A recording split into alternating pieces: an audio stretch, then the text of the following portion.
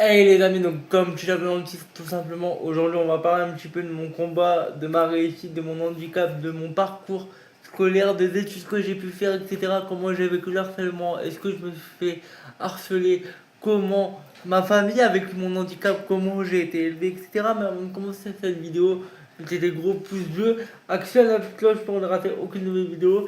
Et moi je te souhaite une bonne écoute, ouais, et un bon visionnage. Surtout un petit pouce bleu parce qu'en plus ça aide énormément pour l'algorithme à me mettre en avant et faire développer ma chaîne pour d'autres qui ne me connaissent pas. Donc aujourd'hui, je vais éteindre mon fauteuil pour éviter les catastrophes. Je m'appelle Brian, j'ai 22 ans, j'ai une paralysie spastique de niveau 2. Je suis né le 20 décembre 2003 à la maternité de Lille. Malheureusement, je suis né prématurément parce que j'aurais pas dû naître au mois de décembre 2003, mais au mois de mars 2004. Je suis né à 6 mois au lieu de 9. Je suis né prématurément. Donc, est-ce que ça a un rapport avec mon handicap ou autre? Je n'en sais rien. Aujourd'hui, je sais que j'ai un frère jumeau donc, qui a le même âge que moi. Lui, à la différence, il est valide. Moi, je suis en fauteuil. À ce que j'ai pu comprendre, c'est lui malheureusement qui aurait pris toute ma force à ma naissance. Donc littéralement, aujourd'hui, bon, c'est tout, c'est comme ça. C'est la vie, ce n'est pas de sa faute. Donc aujourd'hui, j'ai eu une enfance, on va dire, à peu près normale. Ma mère, elle nous a élevés tout seul jusqu'à nos 3 ans. Donc élevé deux jumeaux, donc deux enfants, dont un handicapé qui a besoin qu'on soit là pour lui, on va le dire 95%. Quand t'es bébé, tu sais, le temps de trouver l'autonomie, le temps d'avoir des fauteuils, des trotteurs spécialisés, ceci, cela. Parce que aujourd'hui, il faut savoir une chose, et on va en parler après, c'est qu'avant d'être dans un fauteuil, j'étais encore pire que ça. C'est-à-dire que littéralement, quand j'étais petit, j'étais comme ça. Ok, je pouvais limite à peine bouger mes mains, je pouvais à peine limite m'asseoir dans un fauteuil. Donc déjà au niveau de ma scolarité, eh ben, j'ai été à l'école je crois à l'âge de 4 ans. Donc je suis allé dans une école spécialisée, ce qu'ils appellent un IEM. Là où en fait bah, tu fais les cours avec que des gosses qui sont un petit peu comme toi, et à côté on va dire tu as un énorme centre de rééducation là où tu peux aller faire de l'ergothérapie, de la kinésithérapie, etc. Parce que faut savoir que moi avec mon handicap j'avais besoin d'énormément de motricité, j'avais besoin d'énormément de bah, qu'on s'occupe de mes jambes parce que sinon en fait mes jambes se raidissaient. Donc j'ai été en IEM jusqu'en CM2 en fait, hein. J'ai suivi un cursus normal, scolairement parlant, j'étais très bon. Après bon voilà, au fur et à mesure des années, ce qui a fait qu'aujourd'hui, voilà, ma mère en fait elle avait rencontré mon beau-père adoptif qui m'a élevé de mes 3 ans à mes 14 ans. Mais on va dire que j'ai pas eu une vie toujours facile dans le sens où j'ai été élevé, on va dire, dans la bagarre, dans les prises de tête, dans les insultes. Donc, au niveau scolairement parlant, ça ne se reflétait pas sur mes notes, mais sur mon caractère. J'étais quelqu'un d'assez turbulent, quelqu'un d'assez colérique, quelqu'un d'assez caractériel. On va dire un petit peu comme maintenant. Si j'ai quelque chose à te dire, je vais te le dire. J'ai toujours eu ce petit caractère de merde. Donc voilà. On va dire que du coup, j'ai été suivi par un psychologue. Bon, voilà. Scolairement parlant, j'ai suivi le même cursus que tout le monde jusqu'en CM2. CM2, où après j'ai été dans un collège normal, mais avant le CM2, j'ai vécu une opération, je m'en rappellerai toute ma vie, en 2010. J'avais 7 ans. Parce que comme je vous ai dit, je pouvais pas du tout m'asseoir à l'époque dans mon fauteuil. Mes mains étaient vraiment comme ça. Enfin, j'étais encore pire que maintenant. Donc, j'ai vécu une opération où j'ai été plâtré de mes orteils, on va dire jusqu'à là, avec une barre au milieu, en fait, vraiment pour ce qui m'ont mis du matériel, etc., dans mes hanches, ce qui me permettait aujourd'hui de m'asseoir, sauf qu'ils ont touché à mes os. Donc, quand tu as 7 ans, tu ressens une douleur énorme, stratosphérique. On te prend des poids en fait qu'on attache au niveau du lit pour on va dire te te remettre tes jambes droites, voilà, on prend des poids, on te claque, tu vois, pour dire d'avoir des jambes comme tout le monde. Sauf qu'à 7 ans, mon frère, quand on prend limite des poids ou qu'on prend un truc et qu'on t'écrase les.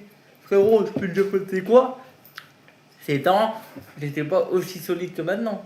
C'est-à-dire que du 5e étage de l'hôpital, frérot, je m'entendais hurler de l'accueil, de l'entrée de l'hôpital. Je m'entendais hurler la mort. Genre, je me rappellerai ma mère et tout. Genre, elle avait les larmes aux yeux tellement que je hurlais. Comme si on était en train de m'abattre. Voilà, pour vous dire à quel point la douleur que j'ai eue. Donc, première opération, j'ai été traumatisé, littéralement.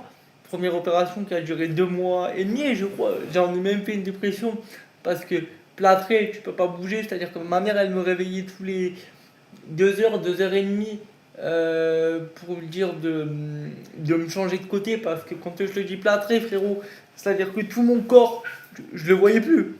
La tête de ma mère, je le voyais plus. Genre, j'étais plâtré, frérot, jusqu'à là. Plâtré, plâtré. Mon corps, il était blanc. Ok? Donc, pour te dire, je t'explique un peu le délire. Donc, ma mère, elle me réveillait toutes les 2 heures. En plus, c'était assez chiant. Parce qu'avec une énorme opération comme celle-là, j'étais en soins palliatifs, pour les gens qui connaissent. Donc, du coup, soins palliatifs, bah, quand tu respires un peu trop, bip, bip, bip, bip. En gros, voilà, tu vois. Et tu vois, toutes les 2 heures, les infirmières, c'était des amours. Et ils travaillaient pour prendre ta tension. Donc, déjà que tu dors pas énormément, parce que moi, j'avais tendance à m'endormir en boule, comme maintenant d'ailleurs. Sauf que quand tu dois dormir sur le dos, tu peux pas bouger. Tu peux pas bouger tes jambes, t'es gros, t'es un I. C'est ça. Donc, ben, tu dors pas beaucoup. En plus de ça, quand tu arrives à t'endormir, tu respires un peu trop. Ça sonne. Quand tu arrives à contrôler ta respiration, on vient te réveiller, frérot. Donc, tu t'endors à 2 heures en matin, on vient te réveiller à 4 heures pour prendre ta tension. Donc, après, pour te rendormir, je t'explique même pas la galère. À 7 heures, 7 heures en matin, bonjour, petit déjeuner. Nique ta mère. Tu m'appelles truc, sauf que moi ça se ressentait sur ma gueule, j'étais cerné comme jamais, sauf que ma mère, mineure, elle était obligée d'être là, et aujourd'hui, bon, à part ce que vous allez savoir un petit peu plus par la suite, aujourd'hui tout ce qu'elle a fait pour moi en étant jeune, je l'en remercierai jamais, parce que je peux dire en mode, après tu me diras c'est un peu le rôle d'une mère, mais en mode voilà, passer des mois et des mois avec moi à l'hôpital, aujourd'hui voilà, parce que j'en ai pas eu qu'une là. Je me suis fait opérer en 2010 pour mettre le matériel, 2012 pour retirer le matériel, et après voilà, j'ai eu d'autres petites opérations, on va dire beaucoup moins intéressantes. Donc je vais pas vous en parler parce que sinon la vidéo elle va durer 10 heures, déjà qu'elle va durer au moins 40 minutes. Donc voilà. Sauf qu'au fur et à mesure du temps à l'hôpital, donc je reste 2 mois à l'hôpital, je fais une dépression totale, frérot. Dépression totale, je crois que je perds, on va dire, entre 20 et 25 kilos en 2 mois. Parce que la bouffe de l'hôpital, pour les gens qui sont à l'hôpital régulièrement, ils savent que c'est dégueulasse. Genre, au bout d'un moment, c'est mangeable, hein, mais t'as des trucs, c'est ignoble. Donc, je mangeais pas. Donc, ma mère, entre-temps, on va dire que sur une semaine, elle allait me chercher 3 Burger King, 2 Quick et 2 McDo, tu vois le délire. Je mangeais que de la bouffe extérieure. Ça a duré pendant 2 mois. Après, il me fallait encore un mois de plâtrage où ils ont décidé de le faire chez moi. Sauf que chez moi, bah, maison des corons, hein, j'habite dans le Nord-Pas-de-Calais, maison des corons. Euh, bon, maintenant j'habite plus là-bas, mais j'avais une maison des corons, donc pas du tout adaptée, on va dire, pour une personne PMR. Encore moins avec un mec. Enfin, déjà qu'avec avec mon handicap, j'avais de la force dans mes bras un petit peu, mais ils pouvaient plus me porter comme ils me portaient, frérot. J'étais plâtré donc tu peux pas me porter. Ils étaient obligés de me porter à deux pour me mettre dans mon lit, dans le couloir, etc., passer les portes. C'était un calvaire. Du coup, ils ont fait appel à une pharmacie ou une entreprise, je crois, pour que j'ai un lit médicalisé, pour que je dors dans le salon. Donc je dormais dans le salon jour et nuit, sauf que je voyais mon frère jumeau, etc. Parce que entre temps, mon beau-père et ma mère, ils ont eu un enfant en 2008 qui est mon demi-frère. Bon, alors d'aujourd'hui, c'est compliqué entre nous, mais bref.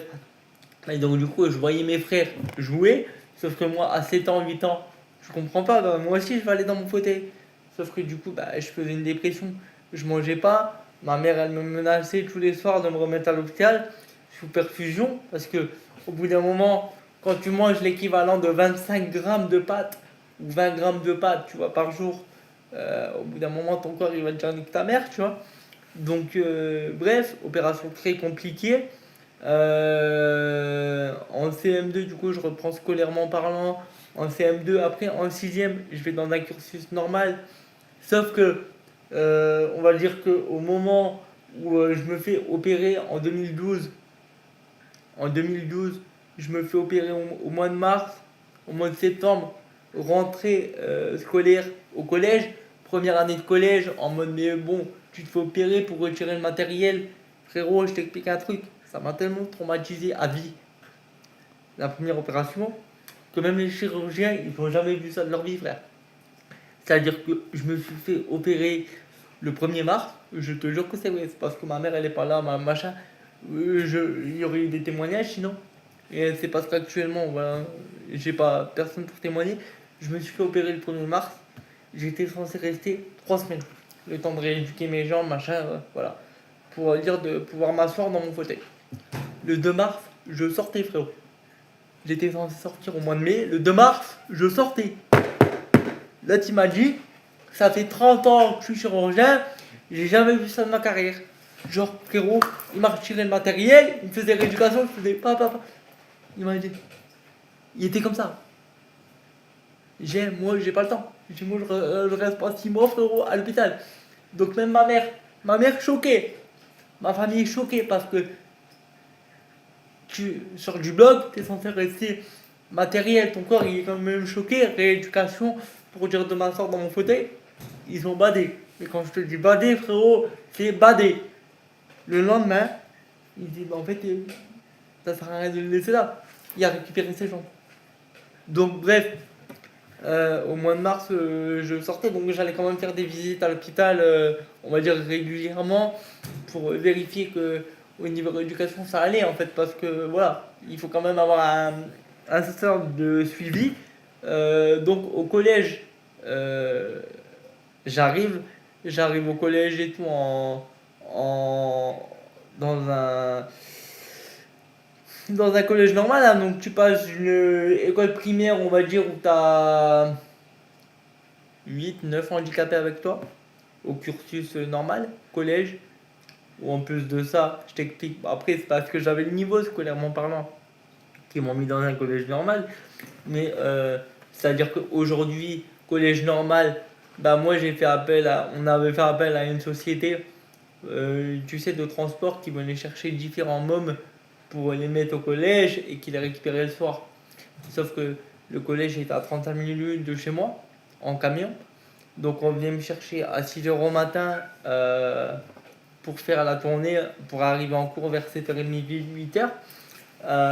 Et je rentrais chez moi, il était 6h30, 7h, sauf que tu es dans un collège normal, donc les profs, ils s'en battent littéralement les couilles, dans le sens où aujourd'hui, tu es là, tu es en mode frérot, vous êtes 40 dans la classe, on vous donne ça à faire, bah t'es content, c'est bien, t'es pas content, c'est pareil, donc tu dois avoir le même cursus scolaire que les mômes, c'est-à-dire ils te donnent 200 choses à faire pour toi le lendemain. Donc quand tu finis les cours à 5h, ok, c'est bien. 5h, tu rentres chez toi à 5h30, tu fais tes devoirs. Sauf que moi je rentrais pas à 5h30 parce que 5h, je reprenais le transport. Et donc on faisait la tournée du retour, sauf que j'étais pas tout seul. Donc je rentrais chez moi à 8h au soir. 8h au soir, le temps de me laver, le temps de manger, tout ça. J'allais me coucher, il était quoi, 21h30, 22h. Donc première année ça a été, j'ai serré les dents, sorti de 6ème, 18 de moyenne. Sauf qu'au fur et à mesure du temps, bah, ça commençait à se ressentir. Premier trimestre, 18 de moyenne. Deuxième trimestre, 16. Troisième trimestre, 15. Donc première année de 6ème, ça allait, tu vois. Et donc en 5ème, en plus de ça, chez moi, on va dire que j'ai toujours été élevé, comme je vous ai dit au début, dans les prises de tête. Parce que voilà, ma mère, elle faisait des choses que mon beau-père supportait pas, j'ai été élevé dans la violence, tout ça. Euh, donc ça se ressentait dans mon humeur au quotidien au collège, donc j'étais assez turbulent en plus. Euh, donc globalement, cinquième, pareil, je fais dans un cursus normal, etc. Sauf que ça se ressentait beaucoup plus niveau fatigue, parce que pareil, je monte d'un niveau, donc c'est beaucoup plus difficile. Et entre sixième et cinquième, bah, c'est plus dur. Quatrième, c'est plus dur que la cinquième. Bref, je vais pas vous apprendre le cursus scolaire. Donc globalement, ça se ressentait. Chez moi, c'était compliqué. Le week-end, j'avais pas envie de trop de bosser. Donc je sors de cinquième avec 13 ou 12 de moyenne générale. Très fatigué, très turbulent par rapport à ce qui se passait chez moi global. Donc avec mon éducateur qui me suivait parce qu'il faut pas... Au collège, j'avais quand même un éducateur, hein. Je revenais quand même d'un milieu spécialisé primaire. T'arrives dans un cursus normal avec les mômes valides qui n'ont jamais vu un gosse handicapé. Voilà, c'est assez perturbant. Du coup, pour ma rentrée en quatrième, on essaye de me faire rentrer dans un internat. Donc j'ai quand même réussi, sauf que en internat, j'arrive en septembre, rentrer de quatrième en internat à la semaine, donc tu pars le lundi, tu reviens le vendredi. Donc au niveau scolairement parlant, c'était beaucoup mieux parce que j'avais des éducateurs pour m'aider à faire mes devoirs, des éducateurs qui étaient là pour toi si jamais tu avais besoin. Donc j'ai passé les meilleures années de ma vie, hein. Scolairement parlant, j'ai passé les meilleures années de ma vie. Et même au niveau conneries avec les potes, etc., c'est une folie. On a fait des trucs de fou, je me suis fait virer à plusieurs reprises. Parce que voilà, j'ai fait des conneries. Si vous voulez des anecdotes par rapport à ça, je pourrais faire une vidéo sur les anecdotes d'internat. Il n'y a aucun problème. Mais le truc, c'est qu'en début de quatrième, ma mère se sépare de mon beau-père. Parce que voilà, mon beau-père, il supportait plus ce qui se passe à la maison. Il supportait plus ce que ma mère elle fait. Donc voilà, je ne veux pas rentrer dans les détails parce que ça reste ma vie privée. Donc séparation. Sauf que moi, Brian, mon frère jumeau, tout ça, crise d'adolescence, 14-15 ans. En fait, ma mère, elle a jamais eu trop d'autorité sur nous, tu vois. Elle a eu de l'autorité maternelle, mais on sait tous que frérot, en tant que gosse, t'as plus peur du daron que la daronne. Tu vois. T'as plus peur du daron que la daronne. Genre, ta daronne, elle te dit arrête. Ton père, il dit je vais te niquer ta mère. Tu vois, ton père, il. Donc, le daron plus là, le chat n'est pas là, les souris dansent, frérot. Donc, tu vois, on fait un peu n'importe quoi, on fait péter un peu un câble à ma mère, perturbé, etc. Moi, au collège, frérot, au quatrième, je ne plus rien, turbulent à mort en quatrième. Je sors de quatrième avec 4 de moyenne générale. Et voilà, le week-end, on me faisait un peu tout voir à ma mère. Ma mère qui avait pris des substances du coup illégales, hein, qui s'était mis dans la drogue tout simplement pour pouvoir dormir la nuit. Enfin, et parce qu'en fait même la nuit on l'empêchait de dormir et la journée elle devait aller bosser, frérot. Tu vois, pour te dire qu'on était tellement perturbés. Donc bref, au fur et à mesure des années je grandis, je vois ma mère se détruire, ça me dégoûte, on n'a plus du tout aucun respect. Moi, quatrième, je ne coupe plus rien, 4 de moyenne générale. Troisième, 2,03 de moyenne générale. J'étais la meilleure note de ma classe. Pour te dire à quel point, frérot, en troisième, on a fait partir des profs en burn-out, frérot. La prof d'espagnol, la pauvre. Prof de français, elle a démissionné de l'éducation nationale. Voilà. Pour te dire à quel point, hein. En troisième, je crois que sur 15 élèves, parce que ça reste un internat du coup spécifique, où j'avais le cursus normal et on va dire le centre rééducation à l'internat, tu vois, pour moi aller faire ma rééducation. Pour te dire à quel point on faisait tellement de bordel. Donc déjà, frérot, je séchais, je crois, 8 heures de cours sur 11. Soit j'allais chier, soit j'avais mal au dos, soit j'avais mal au ventre. Et donc on faisait tellement de bordel quand on était en cours que je crois que sur les 3 derniers mois, on avait avec nous automatiquement soit le CPE, soit le directeur. On était la pire classe de l'internat qu'ils n'ont jamais connue depuis 10-15 ans. C'est-à-dire que celui qui faisait une connerie, c'était conseil de discipline. Même à leur ferme ta gueule, c'était conseil de discipline. Donc tout compte fait, je crois que sur 15, ils ont été 3 à avoir leur brevet, je l'ai pas eu, d'ailleurs. Après, avec 3,02 de moyenne générale, le 100, t'as vu. Euh, Bref, en sortant de troisième, donc voilà, parce qu'il faut savoir une chose, c'est que du coup, j'avais plus du tout aucun respect pour ma mère. Le week-end, je rentrais, je faisais ce que je voulais, cigarettes, machin, alcool, j'allais chez mes potes. Le vendredi, elle était jamais là, elle préférait aller se défoncer, clairement. Euh, du coup, moi, j'allais chez mes potes, je dormais là-bas, alcool, machin, je revenais le dimanche pour l'internat, elle faisait ma valise, voilà, nique sa mère. C'était un peu ça notre relation. Sauf qu'en troisième, donc 2019, hein, j'ai essayé de dire stop, stop, j'en ai marre, je peux pas faire ça du tout de ma vie, tu vois. Et du coup, je m'en vais en famille d'accueil. Je demande mon placement en famille d'accueil, frérot, j'ai jamais eu une aussi bonne famille d'accueil. Je fumais 42 clopes par jour quand j'arrive en famille d'accueil. Je fumais, ils m'ont fait arrêter pendant 2 ans la clope, tu vois. Tu vois, ils m'ont fait arrêter pendant 2 ans la clope. Après, voilà, confinement, tout ça, ceci, cela, ça a été, tu vois. Confinement, cours par correspondance et tout. Donc voilà, j'étais quand même assez motivé, sauf que faut savoir une chose, c'est-à-dire que moi, au niveau, quand j'arrive en seconde, voilà, je veux à tout prix reprendre ma vie en main, donc les bonnes notes et tout, tu vois. Sauf que voilà, j'étais quand même assez perturbé, c'est pareil, j'arrive en classe de seconde, j'ai eu une prof principale, une pépite, frérot, une pépite, ok? Je te le dis honnêtement, j'ai une prof principale, elle m'a rentré dedans, c'est-à-dire qu'en fait, moi, il me fallait quelqu'un, frérot, si j'avais pas des profs qui avaient du répondant, c'était mort. Sauf qu'en gros, elle en avait rien à foutre.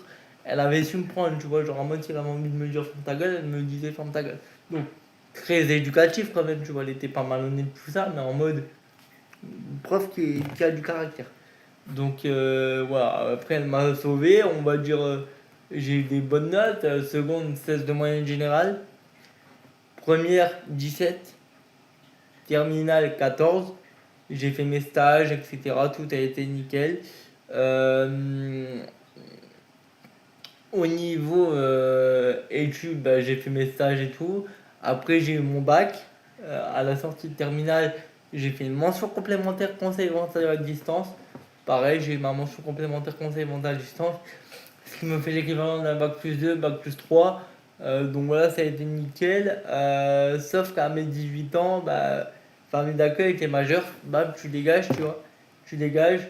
Donc en gros, il fallait à tout prix voir avec les éducateurs de mon internat pour commencer à travailler mon autonomie, demander mon âge, etc. Pour moi avoir mon premier appart. Mon premier appart que j'ai obtenu du coup à la sortie de mention complémentaire parce que j'avais plus le choix, j'étais dehors. Donc j'ai eu mon premier appart en juillet 2023, donc j'arrive là-bas le 7.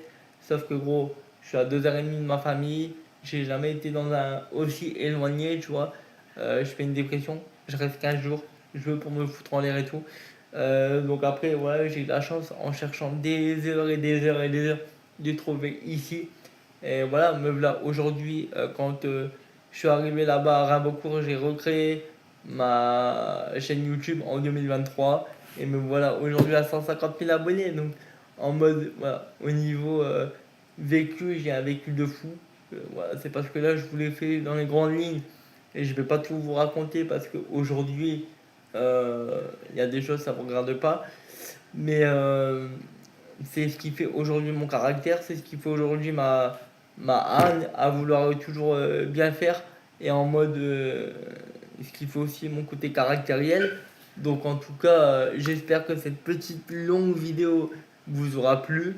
C'était le guide de Star et moi je te dis peace. Bisous la famille.